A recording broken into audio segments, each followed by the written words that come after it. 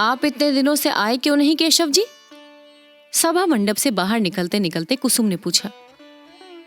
मैं अपने मित्र बसंत के साथ बाहर चला गया था, केशव ने बसंत की ओर इशारा करते हुए जवाब दिया। कुसुम ने बसंत की ओर देखा, फिर जरा रुकती हुई बोली, क्या यही आपके मित्र बसंत हैं? मैंने जैसे इन्हें पहले कभी देखा है। कॉन्वोकेशन डिबेट में फर्स्ट प्राइज आप ही को मिला था? कॉन्वोकेशन डिबेट में फर्स्ट प्राइज जीतने वाला बसंत एक बालिका के सामने कुछ घबरा सा गया। उसका चेहरा लाल हो गया। उसने कुछ भी उत्तर ना दिया। केशव ने कहा, हाँ, प्राइज इन्हीं को मिला था। उसके बाद कुसुम, बसंत और केशव दोनों को शाम के समय अपने यहाँ चाय के लिए निमंत्रित करके अपने पिता के साथ कार पर बैठकर चली गई। कुसुम कुमारी अपने माता पिता की इकलौती कन्या है। इलाहाबाद के जॉर्ज टाउन में जहाँ शहर के धनी मानी व्यक्तियों के बंगले हैं, वहीं कुसुम के पिता की एक विशाल कोठी है। शहर के प्रमुख धनी व्यक्तियों में उनकी गणना है। उनके पास मोटर है, गाड़ी है और भी न जाने क्या क्या है। 10-5 नौकर सदा उनके घर पर काम किया करते हैं। घर बैठे केवल लेन देन से ही उन्हें 600-700 रुपए मासिक की आमदनी हो जाती है। कुसुम ही उनकी एकमात्र संतान है, जो वहीं क्रॉस्थवेट गर्ल्स स्कूल में मैट्रिक पढ़ती है। केशव कुसुम का पड़ोसी है, यूनिवर्सिटी में बीए का विद्यार्थी है। बसंत केशव का सहपाठी है, वो अपने मामा के साथ अहियापुर में रहता है। बसंत के माता पिता बचपन में ही मर चुके हैं और तभी से बसंत अपने मामा का आश्रित है। बसंत पढ़ने लिखने में कुशाग्र बुद्धि, सदाचारी, सरल स्वभाव और मिलनसार है, इसलिए शिक्षक उसे चाहते हैं और सहपाठी उसका आदर करते हैं। शाम को केशव के आग्रह से बसंत कुसुम के घर पर आया तो जरूर था, किंतु उसे वहां बात बात में संकोच मालूम हो रहा था। जब कुसुम उन्हें लेकर मखमली सीढ़ियों पर से ऊपर अपने ड्राइंग रूम में जाने लगी, तब बसंत ने अपने पैरों की ओर देखा। जहां कुसुम के कमल सरीखे मुलायम पैर पड़ रहे थे, वहां अपने धूल भरे पैरों को रखने में उसको कुछ अटपटा सा लगा। कमरे में पहुंचकर वहां की विभूतियों को देखकर बसंत भौचक सा रह गया। ऐश्वर्य के प्रकाश में उसे अपनी दशा और भी हीन मालूम होने लगी। उस वातावरण के योग्य अपने को न समझकर उसे कष्ट हो रहा था। वो बार बार सोचता था कि मैं नाहक ही यहाँ आया। कुसुम अद्वितीय सुंदरी थी। उसकी शिक्षा और व्यवहारिक ज्ञान ने सोने में सुहागे का काम कर दिया था। उसके शरीर पर आभूषणों का विशेष आडंबर न था। वो लाल किनारी की एक साफ साड़ी पहने थी, जो उसकी कांति से मिलकर और भी उज्जवल मालूम हो रही थी। कुसुम का व्यवहार बड़ा शिष्ट था। उसकी वाणी में संगीत का सा माधुर्य था। वो चतुर चितेरे की चित्र की तरह मनोहर, कुशल शिल्पी की कृति की तरह त्रुटि रहित और सुकवि की कल्पना की तरह सुंदर थी। बसंत के जीवन में किसी युवती बालिका से बातचीत करने का यह पहला ही अवसर था। उसने कुसुम की ओर एक बार देखा, फिर उसकी आंखें ऊपर न उठ सकीं। कुसुम ने चांदी के से सुंदर प्यालों में चाय बनाकर टेबल पर रखी। तश्तरियों में जलपान के लिए फल और मिठाइयां सजा दी। बसंत स्वभाव से ही शिष्ट था, किंतु आज वो साधारण शिष्टाचार की बातें करना भी भूल गया और उसने चुपचाप चाय पीना शुरू कर दिया। कुसुम यदि कोई बात पूछती तो बसंत का चेहरा अकारण ही लाल हो जाता और उसका हृदय इस प्रकार धड़कने लगता जैसे वो किसी कठिन परीक्षक के सामने बैठा हो। चाय पीते पीते भी उसका गला सूख जाता था और सिवाय हाँ या ना के वो कुछ बोल ना सकता था। इंटर यूनिवर्सिटी डिबेट में जाकर बनारस से अपने कॉलेज के लिए शील्ड जीत लाना बसंत के लिए उतना कठिन न था जितना कठिन आज उसे साधारण बातचीत करना मालूम हो रहा था। वो अपनी दशा पर स्वयं हैरान था और उसे अपने अचानक मौन पर आश्चर्य हो रहा था। केशव के आग्रह पर जब कुसुम ने सितार पर यमन कल्याण बजाकर सुनाया तो बसंत ने कहा, आप तो संगीत में भी प्रवीण हैं। ये सुनकर कुसुम ने जरा हंसकर कहा, आप तो मुझे बनाते हैं, अभी तो मुझे अच्छी तरह बजाना भी नहीं आता। ये सुनकर बसंत को अपना वाक्य मूर्खतापूर्ण लगने लगा और उसे अपनी उक्ति में केवल व्यंग का ही आभास मालूम पड़ा। बसंत बहुत देर बाद बोला था और अब बोलने के बाद अपने को धिक्कार रहा था। बसंत जब वापस आया तो उसे कुछ याद आ रहा था कि जैसे कुसुम ने चलते समय उससे कभी कभी आते रहने का अनुरोध किया था, किंतु वो अकेला कुसुम के घर ना जा सका और एक दिन फिर केशव ही के साथ गया। इसी प्रकार बसंत जब कई बार कुसुम के घर गया तो कुसुम ने देखा कि बसंत भी बातचीत कर सकता है। उसकी विद्वता और योग्यता पर तो कुसुम पहले से ही मुग्ध थी, पर अब उसकी मर्यादित सीमा के अंदर बातचीत और व्यवहारिक ज्ञान को देखकर कुसुम की श्रद्धा और बढ़ गई। अन्य नवयुवकों की तरह बसंत में उच्छृंखलता और उद्दंडता न थी। उसकी बातचीत, हंसी मजाक सब सीमा के बाहर न जाते थे।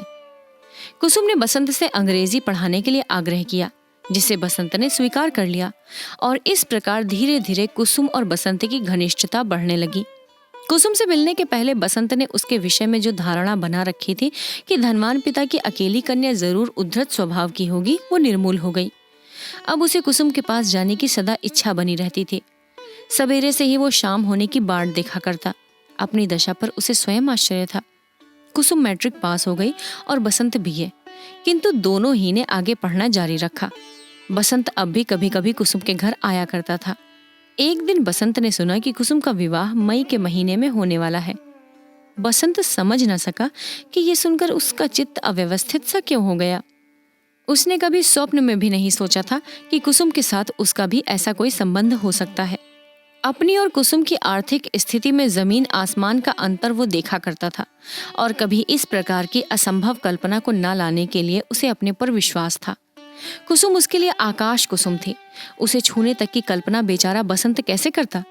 अदरक के व्यापारी को जहाज की खबर से क्या मतलब, और यदि जहाज की खबर सुनकर उसे सुख दुख हो तो आश्चर्य की बात ही है। बसंत यही सोच रहा था।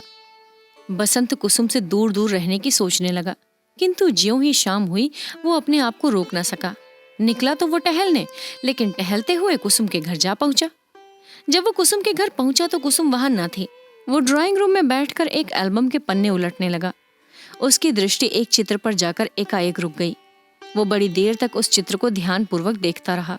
उसका सिर चित्र के ऊपर झुक गया और आंसू की दो बड़ी बड़ी बूंदें गिर पड़ी। बसंत जैसे सोते से जाग पड़ा।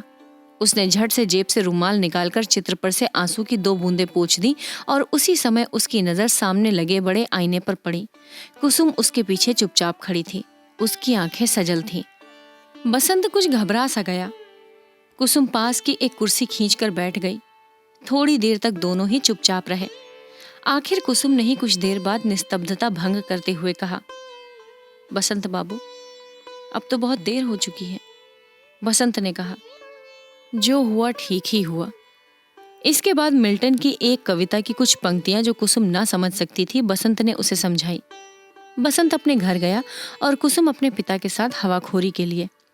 गर्मी की छुट्टी में बसंत को एक लाल लिफाफे में कुसुम की शादी का निमंत्रण पत्र मिला और कुछ दिन बाद उसने ये सुना कि कुसुम का विवाह एक धनी मानी जमींदार के यहाँ सकुशल हो गया। कुसुम का पढ़ना लिखना बंद हो गया और साथ ही बंद हो गया बसंत का उसके यहाँ आना जाना। बसंत को अब मालूम हुआ कि उसका हृदय उससे छिप छिप कर कुसुम को कितना चाहने लगा था। कुसुम को अपनाने की लालसा भी उसके हृदय में दबी हुई थी। अपने हृदय के इस विश्लेषण पर बसंत को आश्चर्य हुआ। इन इच्छाओं ने कब उसके हृदय में प्रवेश किया था, बसंत निर्धारित न कर सका। कब ये भावना उसके हृदय में आई, ऐसा उसे स्पष्ट भाव से स्मरण नहीं आया। उसे अपने ऊपर और अपनी बुद्धि पर विश्वास था, किंतु हृदय बुद्धि और तर्क को धोखा देकर मनुष्य को किस प्रकार असंभव कल्पना की ओर प्रेरित कर सकता है, बसंत ने आज जाना। उसने सोचा, यदि मैं सचमुच कुसुम को प्यार करता था तो मैंने कुसुम से ये कहा क्यों नहीं। यदि उसे अपनाने की इच्छा मेरे हृदय में भी थी तो उसे मैंने कभी प्रकट क्यों नहीं किया। वो अपने प्रश्नों पर आप ही निरुत्तर हो जाता था। फिर उसने बार बार यही सोचा कि उसने सदा से ही कुसुम से प्यार किया है और हृदय से प्यार किया है। तब क्या कुसुम भी उसे प्यार करती थी? शायद हाँ या नहीं। बसंत कुछ निश्चय न कर सका, किंतु तर्क की शुष्क विवेचना में उस दिन की कुसुम की सजल आंखें डूबते हुए को तिनके के सहारे की तरह बसंत को मालूम हुई। बसंत एमए पास करने पर लाहौर कॉलेज में प्रोफेसर हो गया और साधारण स्थिति में अपने दिन काटने लगा। उसे प्रोफेसरी करते करते 4 साल हो गए, किंतु उसके जीवन में कोई विशेष परिवर्तन न हुआ।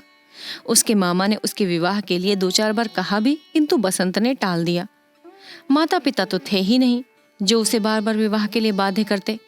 मित्रों ने भी कभी बसंत से इसकी चर्चा की तो बसंत ने बात सदा हंसी में उड़ा दी। अपनी इस लापरवाही का कारण वो खुद ना समझ सकता था।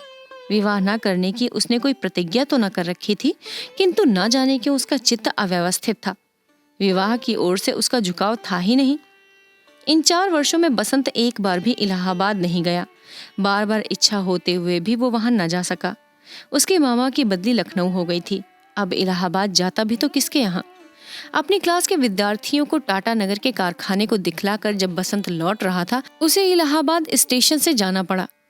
यहाँ एक दिन रुकने के प्रलोभन को वो रोक न सका। सामान स्टेशन पर छोड़कर पहले वो अपने पुराने साथियों से मिलने गया, किंतु एक दो को छोड़कर उसे और कोई न मिला। फिर वो जॉर्ज टाउन की ओर गया और उसके पैर अपने आप कुसुम के घर के पास जाकर ठिठक गए। दरवाजे पर वही पुराना चौकीदार बैठा हुआ हाथ में तमाकू मल रहा था। बसंत को देखते ही वो उठ खड़ा हुआ, बोला, बहुत दिन में आए भैया, और बिना बसंत के कहे ही अंदर खबर देने चला गया। बसंत जाकर उसी ड्राइंग रूम में बैठ गया जहां वो बहुत बार कुसुम के शिक्षक के रूप में बैठ चुका था। इन 4 वर्षों में कुसुम और बसंत के बीच किसी प्रकार का कोई पत्र व्यवहार नहीं हुआ था और न उन्हें एक दूसरे के विषय में कुछ मालूम था। बसंत सोच रहा था कि इतने दिनों के बाद कुसुम न जाने किस भाव से मिलती है, कैसा स्वागत करती है, उसका आना उसे अच्छा भी लगता है या नहीं, कौन जाने। इतने में ही एक सफेद बिना किनारे की खादी की साड़ी पहने कुसुम ने ड्राइंग रूम में प्रवेश किया। बसंत ने बड़े ही नम्र भाव से उठकर अभिवादन किया। क्यों? क्या कुसुम को इतनी जल्दी भूल गए जो अपरिचित की तरह शिष्टाचार करते हो वसंत बाबू? कुसुम ने हल्की मुस्कुराहट के साथ कहा। बसंत का ध्यान इस ओर न था। वो चकित दृष्टि से कुसुम के सादे पहनावे को देख रहा था। सौभाग्य का कोई चिन्ह न था, न तो हाथ में चूड़ी, न माथे पर सिंदूर की बिंदी। विधाता, तो क्या कुसुम विधवा हो चुकी है? किंतु बसंत का हृदय इस बात को मानने के लिए तैयार ही ना होता था। क्या सोच रहे हो बसंत बाबू? कुसुम ने फिर पूछा। बसंत जैसे चौंक पड़ा, बोला, कुछ तो नहीं, वैसे ही मैं देख रहा था कि। कुसुम ने बात काट कर कहा, आप मेरी तरफ देख रहे होंगे, किंतु इसके लिए क्या किया जाए? विधि के विधान को कौन टाल सकता है? बसंत को मालूम हुआ कि विवाह के 2 ही वर्ष बाद कुसुम विधवा हो गई।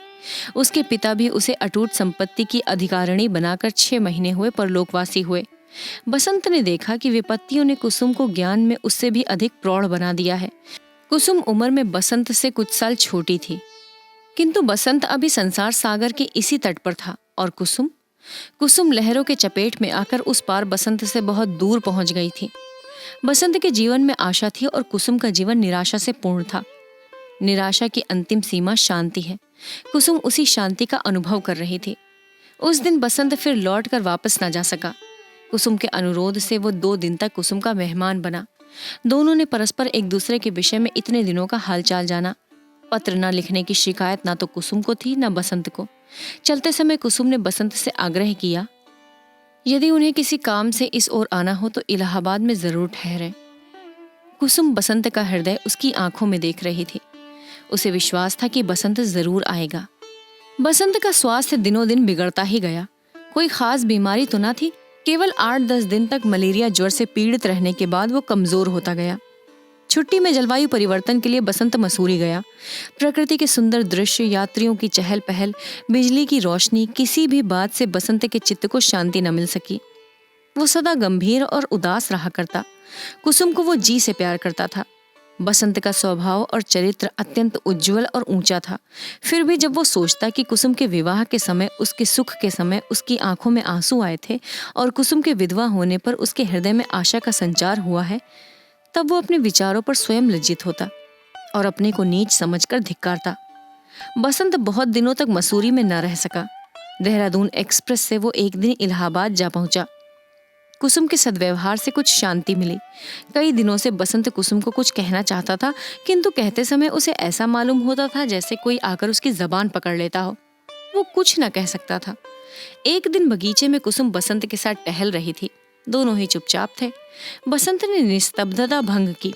उसने पूछा, कुसुम, तुम अपना सारा जीवन इसी प्रकार तपस्विनी की तरह बिता दोगी?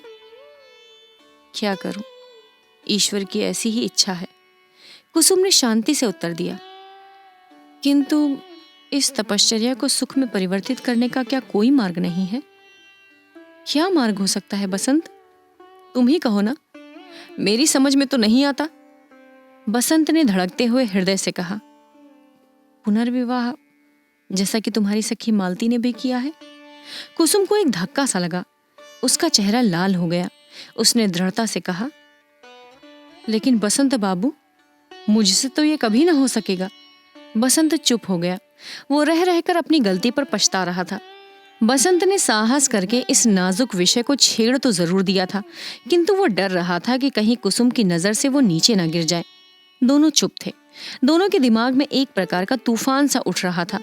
टहलते टहलते कुसुम जैसे थक कर एक संगमरमर की बेंच पर बैठ गई। उसने बसंत से भी बैठ जाने का इशारा किया।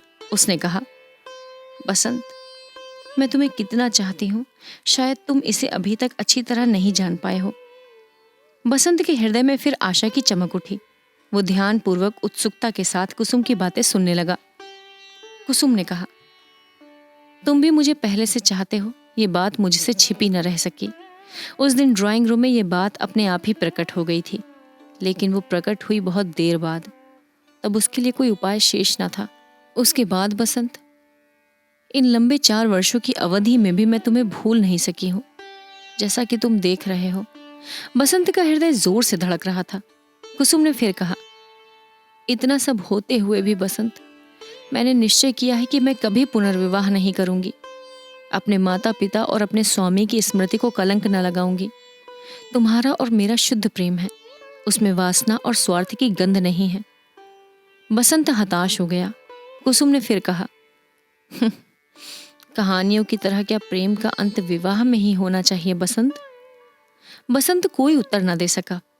उसने देखा कुसुम प्रेम की दौड़ में भी उससे बहुत आगे निकल गई है। बसंत अपने को स्वार्थी और ओछे हृदय का समझने लगा। उसे ऐसा मालूम हुआ कि कुसुम बहुत ऊंचे से किसी दूसरे लोक से बोल रही है, जिसे बसंत कुछ समझ सकता है और कुछ नहीं। इसके बाद बसंत और कुसुम के बीच इस विषय में फिर कभी कोई बात नहीं हुई, किंतु बसंत अब भी समझता है कि कुसुम का तर्क सत्य नहीं है। किसी सुकवि की कल्पना की तरह वो सुंदर जरूर है, पर उसमें सच्चाई नहीं है। परंतु इस प्रकार के विचार आने पर भी वो स्वयं अपनी आंखों से नीचे गिरने लगता है। उसके कानों में बार बार कुसुम के ये शब्द गूंजने लगते हैं, क्या प्रेम का अंत कहानियों की तरह विवाह में ही होना आवश्यक है?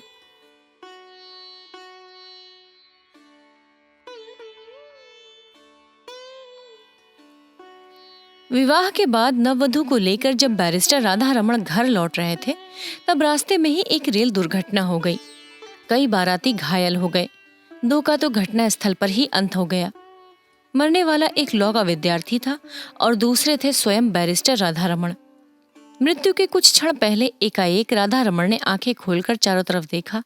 पास ही बैठे हुए अपने मित्र जयकृष्ण से कहा, कल्याणी को तुम्हें सौंपता हूं। ये चाहे तो इसका विवाह भी कर देना, इसे कोई कष्ट न होने पाए। अधिक वो कुछ न बोल सके और उनका प्राणांत हो गया। घायल बारातियों के साथ नववधु कल्याणी को लेकर जयकृष्ण घर आए। 2 दिन पहले कल्याणी के सौभाग्य पर बहुतों को ईर्ष्या हुई थी। आज घर घर में उसके दुर्भाग्य की चर्चा थी। उसका मुंह देखना तो दूर, सौभाग्यवती स्त्रियां उसकी छाया से भी डरती थीं। वे सोचती, ये स्त्री कितनी अभागी है कि इसके परिवार में तो कोई था ही नहीं। विवाह का कंगन भी न छूट पाया था और वैधव्य मुंह बाय निगल जाने को खड़ा हो गया। नहीं तो क्या उसी दिन उसी ट्रेन में रेल दुर्घटना होने को थी? कुछ भी हो, घर घर बड़ी बूढ़ी स्त्रियों में यही चर्चा थी कि ये अपने सत्यानाशी पैरों से जिस घर जाएगी, उसी घर में कोई दिया जलाने वाला न रह जाएगा। धीरे धीरे ये बात जयकृष्ण की पत्नी मालती ने भी सुनी। पति और संतान के लिए हिंदू नारी क्या नहीं कर सकती। उनके कल्याण के लिए अपना तन मन सब कुछ निछावर कर सकती है प्रसन्नता से, और जिस बात में उसके किंचित मात्र भी अहित की शंका होती है, वो काम हिंदू नारी कभी कर ही नहीं सकती। मालती का जी अंदर ही अंदर घबरा उठा। वो क्या करे, उसे तो अभागिन कल्याणी पर भी दया आती थी, किंतु जिस दिन जयकृष्ण का जरा सिर दुखता था, बच्ची उपमा जरा भी अनमनी हो जाती, उस दिन ऐसा जान पड़ता जैसे कल्याणी का दुर्भाग्य मुंह खोले उसे निगलने को दौड़ा आ रहा है। पर उपमा को अपनी ये चाची कल्याणी बहुत अच्छी लगती थी। कल्याणी के आने के बाद उपमा सदा उसी के पास रहती खेलती, उसी के हाथ से नहाती और दूध पीती। रात में सो जाने के बाद ही मालती उसे लेकर जा सकती थी। वो बालिका जागते में अपनी चाची को छोड़ना ही नहीं चाहती थी। मालती को ये बात पसंद नहीं थी। वो नहीं चाहती थी कि उपमा उससे इतनी हिल मिल जाए। दबी जबान में उसने कई बार पति से कहा, कल्याणी को कहीं भेज दो। किसी की जवान विधवा आज 6-6 महीने से अपने घर में है, लोग क्या कहते होंगे। और जयकृष्ण सदा हंसी में टाल देते, तुम क्यों घबराती हो, कहने वाले मुझे ही को तो कहेंगे। विधवा जवान हो या बूढ़ी, तुम्हें तो कोई भी कुछ नहीं कहेगा। किंतु जिस बात से मालती सबसे अधिक डरती थी, वो बात जयकृष्ण से कभी ना कह सकी। वो कैसे कहे कि वो भी इन बूढ़ियों की बात पर विश्वास करती है। उसे रात दिन अपने पति और बच्चे के अमंगल की आशंका बनी रहती। धीरे धीरे 7 महीने बीत गए और जयकृष्ण कुछ भी निश्चय ना कर सके कि वे कल्याणी के लिए क्या करें। एक दिन नगर के किसी प्रतिष्ठित व्यक्ति के मर जाने से ऑफिस बंद हो गया और वे समय से बहुत पहले घर आ गए। नीचे कोई न था। ऊपर उपमा की आवाज आ रही थी। सोचा सब लोग ऊपर होंगे। ऊपर गए। सीढ़ियों पर चढ़ते ही देखा कल्याणी नहाकर बाल सुखा रही है। खूब लंबे घने काले केशों के बीच गोरा गोरा मुंह बिल्कुल चांद सा लग रहा था। बड़ी बड़ी आंखों में एक विशेष प्रकार का आकर्षण था। ऐसा सौंदर्य तो जयकृष्ण ने कभी देखा ही नहीं था। अंग प्रत्यंग से यौवन जैसे फूट सा पड़ता था। क्षण भर निहारने का लोभ जयकृष्ण संवरण न कर सके और तभी कल्याणी की नजर जयकृष्ण पर पड़ी। उसने सिर ढक लिया। लज्जा की लाली उसके चेहरे पर दौड़ गई। उसका सौंदर्य दूना हो गया। इधर जयकृष्ण का अधीर मन बेकाबू हो चला। वे अब सीढ़ियों से ऊपर जाकर कुर्सी पर बैठ गए। कल्याणी से बोले, मुझे तुमसे कुछ बात करनी है कल्याणी। कल्याणी मरी जा रही थी। वो नहीं चाहती थी कि जयकृष्ण उससे ऐसे समय में कोई भी बात करे जब मालती घर में नहीं है। बात चाहे कुछ भी ना हो, पर मालती को संदेह जरूर होगा, ये कल्याणी जानती थी। वो इसीलिए चुप थी। पर जयकृष्ण फिर बोले। उनकी आवाज भारी और स्वर कांप रहा था। कल्याणी, मृत्यु के समय राधा रमण तुम्हें मेरे हाथों सौंप गए हैं। मेरा कर्तव्य तुम्हें सुखी बनाना है, किंतु सुख का मार्ग तुम्हें ही निश्चित करना पड़ेगा। कल्याणी ने आंख उठाकर जयकृष्ण की तरफ देखा, किंतु देख न सकी। उनकी आंखों में उसने कुछ देखा। उसे अच्छी तरह न जान सकी कि क्या था, किंतु उस दृष्टि में कुछ था जिससे कल्याणी सिहर उठी। एक प्रकार की बिजली सी उसके सारे शरीर में दौड़ गई। ये उसका पहला अनुभव था। कल्याणी ने कहा, आप जो ठीक समझे करें, मैं कुछ नहीं जानती। अच्छा होता कि आप बहन जी के आने पर मुझसे बातें करते। वे सुशीला बहन जी के घर गई हैं। अच्छा, उनके आने पर ही मैं बात करूंगा कल्याणी। कहते हुए जयकृष्ण बाहर चले गए। मालती को ये बात मालूम होगी या स्वयं कल्याणी कह देगी, किंतु अगर आते ही उपमा ने कह दिया कि बाबू चाची के पास ऊपर बैठे थे तो तुरंत तूफान खड़ा हो जाएगा। इसलिए कल्याणी उसे कहानी कहकर बहलाने लगी। कल्याणी को लेकर कभी घर में तूफान खड़ा हो जाता, तब उसका जी चाहता कि धरती फटे और वो समा जाए। वो नहीं चाहती थी कि उसके सुखमय जीवन में वो विषाद का कारण बने, इसलिए वो सबसे छिपी छिपी रहती थी। उसके अस्तित्व का ही किसी को पता न लगे, यही वो चाहती थी। अभागिन नारी, जिसे परमात्मा ने सौंदर्य देते समय इतनी उदारता दिखलाई थी, उसके भाग्य में सुख का एक क्षण भी न लिखा था। सुशीला के यहाँ मालती को बहुत सी बातें सुनने को मिली। सुशीला की सास ने यहाँ तक कहा, दुल्हन, तुम्हें तो अभी अच्छा लगता होगा, सहेली मिल गई है, पर वो कुलच्छिनी है। तुम्हारा घर भी चौपट कर देगी। उस छूत को निकाल बाहर करो। मालती निश्चय करके लौटी थी कि आज वो जयकृष्ण से जरूर कहेगी कि अब वो कल्याणी को अपने घर में न रख सकेगी। बहुत दिन रह चुकी। लौटते ही उसने देखा कि जयकृष्ण कमरे में लेटे अखबार पढ़ रहे हैं। उसने अंदर आकर घंटी की बटन दबा दी। उपमा सो गई थी। कल्याणी नीचे आई। मालती ने उसे चाय तैयार करने को कहा। सोचा चाय पीने के बाद कहूंगी, किंतु रहा न गया। दफ्तर पहुंची। जयकृष्ण ने अखबार रख दिया। पत्नी का वे बहुत आदर करते थे। मालती पास जाकर बैठ गई। बोली, मैं अभी सुशीला के घर गई थी। सब लोग इस बात से बहुत असंतुष्ट हैं कि हम लोग कल्याणी को अपने घर में रखे हुए हैं। वे लोग कहते हैं कि उसे कहीं और भेज देना चाहिए। जयकृष्ण की भ्रकुटी टेढ़ी हो गई। उन्होंने कहा, तो जाकर उसे हाथ पकड़कर निकाल दो। उनके स्वर में रूखापन था। उन्होंने करवट बदल ली। मालती चुपचाप चली गई। उसने सोचा, जान पड़ता है ये जीवन भर के लिए यहाँ आई है। कल्याणी चाय तैयार करके चाय की मेज पर सजाकर ऊपर चली गई। चाय पीते पीते जयकृष्ण ने पत्नी से कहा, जिसे ईश्वर ने ही कष्ट देने में कोई कसर नहीं की, उसे हम और क्या कष्ट दें। मरते समय राधा रमण उसे मेरे हाथों सौंप गए हैं। कुछ दिन और बीत जाने दो। 1 साल के बाद वो जो चाहेगी वही कर देंगे। पढ़ना चाहती है तो वहां भेज दूंगा। चाहोगी तो उसका पुनर्विवाह भी कर सकते हैं, पर वो मुझे या तुम्हारी बच्ची को खा नहीं सकती। बेफिक्र रहो। लोग कहते हैं बकने दो।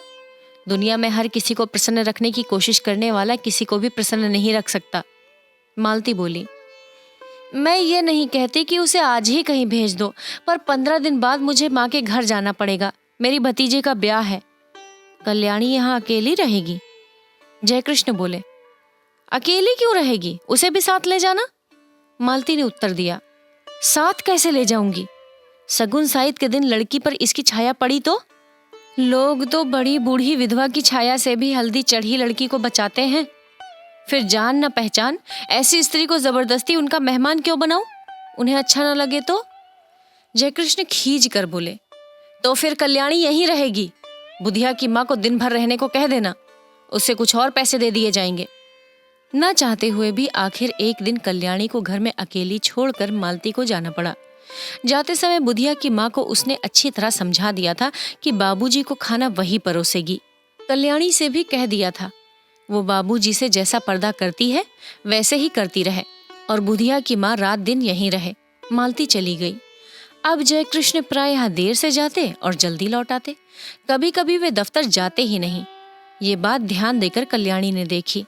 बुधिया की माँ जो चौकीदारी पर नियुक्त थी वो कुछ समझ न सकी। पहले ही दिन खाना परोसने गई थी। जयकृष्ण की एक डांट लगते ही लौटकर बोली, बहू तुम ही परोसो, मुझसे न बनेगा, बाबूजी खुशात हैं। कल्याणी को खाना परोसकर खिलाना ही तो पड़ा। यही तो जयकृष्ण चाहते थे। खाना खाते खाते जयकृष्ण बोले, कल्याणी तुमने अपने भविष्य के विषय में क्या निश्चित किया है, कुछ कहोगी? कल्याणी संकोच के साथ बोली, मैं क्या निश्चय करने लायक हूँ, मुझे दुनिया का अनुभव ही क्या है।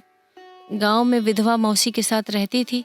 एक दिन वहीं सुना कि मेरा विवाह होने वाला है। किससे होने वाला है वो नहीं जानती थी। फिर आप लोग ब्याहने गए और जो कुछ हुआ वो आपके सामने है। तब से आपके ही आश्रय में हूँ। आपको छोड़कर, आपके इस घर को छोड़कर मेरा कहीं अपना कोई नहीं है। सुना है विधवा मौसी भी अब संसार में नहीं है। फिर मैं क्या निश्चय करूं, आप ही कहिए। जयकृष्ण बोले, शादी होना ना होना दोनों बराबर हैं। पति की तुमने अच्छी तरह शायद शक्ल भी ना देखी होगी। पुनर्विवाह करना चाहोगी? कल्याणी बोली, पुनर्विवाह? विवाह से सुख मिलने वाला होता तो मेरे पति उस दिन रेल से कट कर ना मर जाते। कहकर ठंडी सांस ली। जयकृष्ण ने कहा, तुम्हारा यह ख्याल गलत है कल्याणी। जो कुछ होना होता है होकर ही रहता है। इसमें ना तुम्हारा दोष है ना तुम्हारे भाग्य का।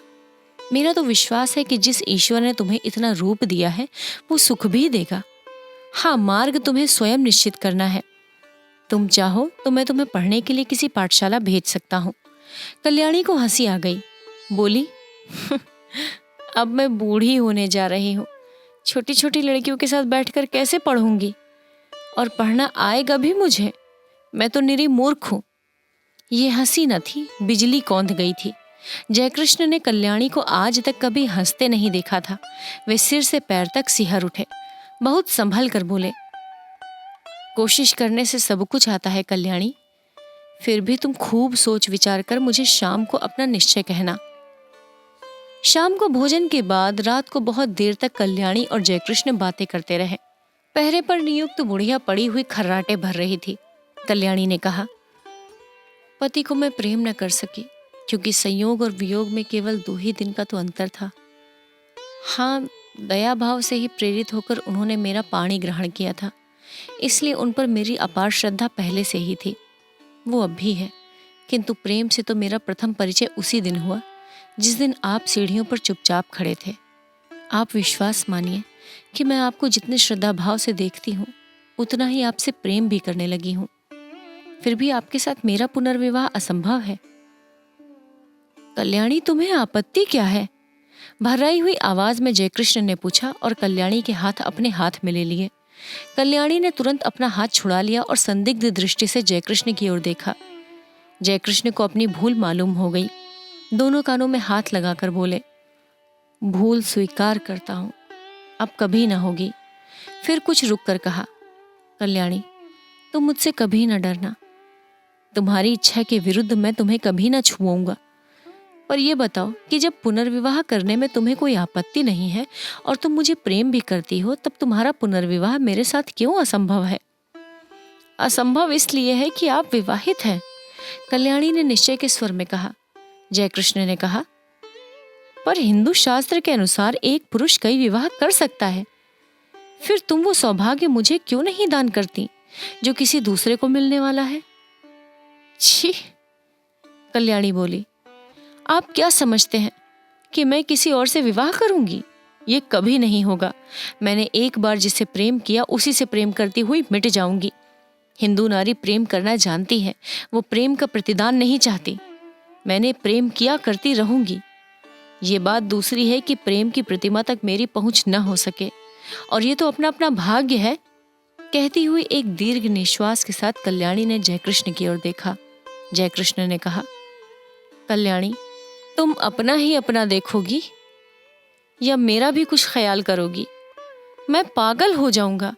तुम्हारे बिना अब तो मुझे एक पल भी नहीं काटा जाता, किंतु फिर भी तुम निश्चिंत रहना, मैं तुम्हें कभी हाथ नहीं लगाऊंगा जब तक तुम्हारी आज्ञा न होगी। आधी रात को भी तुम मेरे पास उतनी ही सुरक्षित रह सकती हो जैसे सगे भाई के पास, क्योंकि मैं अधम नहीं हूँ। तुमसे प्रेम करता हूँ, तुम्हें पाने का इच्छुक हूँ, पर सत्य मार्ग से, कुमार्ग से नहीं। कल्याणी बोली, न मैं अपना कुछ देखती हूँ न आपका। सच ये है कि मैं मालती जीजी के सौभाग्य पर कुठाराघात न कर सकूंगी। उन्होंने मुझे कुछ समय में आश्रय दिया है। कुछ समय में जो कुछ बन सकेगा भला करूंगी। उनकी बुराई मुझसे न हो सकेगी। उनके भले के लिए मुझे अपना बलिदान भी करना पड़े तो सहर्ष कर दूंगी, मगर उनकी जिंदगी में कांटा बनकर न रहूंगी। पर मेरा जीवन कंटक मैं बना दूंगी। कहते हुए जयकृष्ण ने ठंडी सांस ली और सतृष्ण नेत्रों से कल्याणी की ओर देखा। कल्याणी ने कहा, ये सब मानसिक विकार हैं, कुछ दिनों में अपने आप दूर हो जाएगा। आप समझते हैं मुझे कम कष्ट हो रहा है? मैं नारी होकर भी सब कुछ सहने को तैयार हूँ। आप तो पुरुष हैं, कठिनाइयों से लड़ने के लिए ही आपका जीवन है। मैंने मालती जीजी को पत्र लिख दिया है, वे आती ही होंगी। उनके आते ही मैं आपसे विदा ले लूंगी। विदा से पहले एक भिक्षा मांगती हूँ, केवल आपके चरणों की धूली, और मैं कुछ नहीं चाहती। आप मेरे देवता हैं। जयकृष्ण के पैरों के नीचे से जैसे धरती खिसक गई। घबराकर बोले, तुमने मालती को पत्र कब लिखा और क्या लिखा? लिखने से पहले मुझसे पूछा क्यों नहीं? कल्याणी बोली, मैंने और कुछ नहीं लिखा। यही लिखा है कि उपमा के बिना बहुत बुरा लगता है, तुम जल्द से जल्द चली आओ। और लिखती भी क्या, किंतु आपके साथ मेरा अकेला रहना उचित नहीं। हम दोनों एक दूसरे से प्रेम करते हैं, ना जाने किस दिन क्या हो जाए, और मैं नहीं चाहती कि हमारे बीच में कोई भी ऐसी बात हो जिसे कलंक का स्वरूप दिया जा सके। जो कुछ तुमने किया ठीक ही किया कल्याणी, सो जाओ, रात बहुत हो चुकी है। और उठते हुए कल्याणी ने झुककर जयकृष्ण के पैरों को माथे से लगा लिया। जयकृष्ण बहुत उद्विग्न थे। कल्याणी ने ऊपर जाकर दरवाजे बंद कर लिए। जयकृष्ण खाट पर पड़े करवटें बदलते रहे। उन्हें नींद न आई। दूसरे ही दिन मालती दोपहर की ट्रेन से आ पहुंची। दफ्तर से लौटते ही जयकृष्ण ने देखा उपमा खेल रही है। रात भर सो न सकने के कारण उनका चेहरा उतरा हुआ था। मालती ने देखते ही पूछा, क्या तबीयत खराब थी? कैसे हो गए? जयकृष्ण ने कहा, कुछ नहीं, सिर में बहुत दर्द है। अज्ञात आशंका से मालती सिहर उठी। कल्याणी तो अभी भी है ना इस घर में? उसने पूछा। तुम तो अपनी बात के आगे किसी की भी नहीं सुनते। कितनी बार कहा उसे कहीं भेज दो, पर जब तुम मानो तब ना। इस तरह तुम्हारे सिर में दर्द वर्द होता है तो मैं घबरा जाती हूँ। सभी लोग कहते हैं वो अभागिनी है। जयकृष्ण को दूसरा ही भय था। वे यही सोच रहे थे कि कौन जाने कल्याणी है भी कि नहीं। उसने कहा था कि मालती के आते ही वो विदा ले लेगी। वो विदा का अवसर कहीं आ तो नहीं गया। जयकृष्ण का हृदय धड़क रहा था। उन्होंने कहा, मैंने कल्याणी को एक पुत्रिशाला में पढ़ने के लिए भेजने का निश्चय किया है। ये बात उसे भी मंजूर होगी, जरा उसे बुलाओ तो। मालती को इस बात से बड़ी शांति मिली। कल्याणी यहाँ से चली भर जाए, कहीं भी जाए, इसकी उसे चिंता न थी। उसने घंटी बजाई, पर कोई ऊपर से ना आया। तब उपमा को बुलाकर कहा, जा ऊपर से अपनी चाची को बुला ला। उपमा ने कहा, चाची ऊपर नहीं है। घबराकर मालती ने ऊपर नीचे सभी कमरे खोज डाले। कल्याणी का पता नहीं लगा। जयकृष्ण पागल की तरह दौड़कर ऊपर गए। कल्याणी के बिस्तर पर उसके गहनों की पेटी रखी थी। उसके नीचे एक पत्र लिखा था, जाती हूँ। अपनी उपस्थिति से आप लोगों को जो कष्ट दिया या मुझसे जो अपराध हुए उनके लिए क्षमा कीजिएगा। मेरी खोज न कीजिएगा, व्यर्थ होगी। मेरे ये गहने उपमा के लिए हैं। अभागिनी कल्याणी।